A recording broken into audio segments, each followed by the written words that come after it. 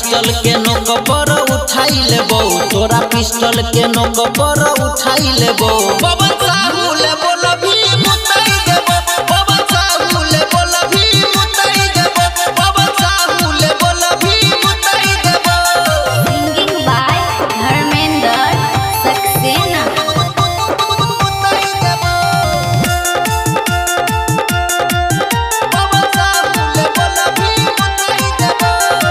नेता विधायक करे छे हमारा सलाम रे पुलिस थाना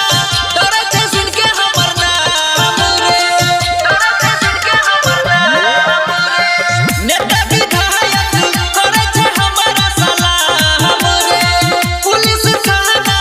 डरे छे सुन के हमर नाम रे खनदान के नाम बुताई देबो खनदान के नाम बुताई देबो पवन साहू ले बोल भी मुताई देबो पवन साहू ले बोल भी मुताई देबो पवन साहू ले बोल भी मुताई देबो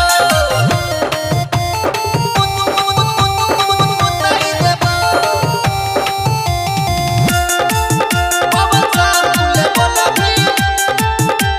मुताई देबो जिला मधुबनी के छिए हम बाबू रंगदार रे 5 मिनट में फैसला हो छै यार पार रे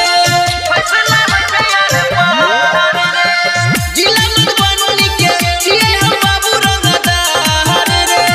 5 मिनट में फैसला हो छै यार पार रे धर्मेंद्र सक्सेना से पिटाई देबो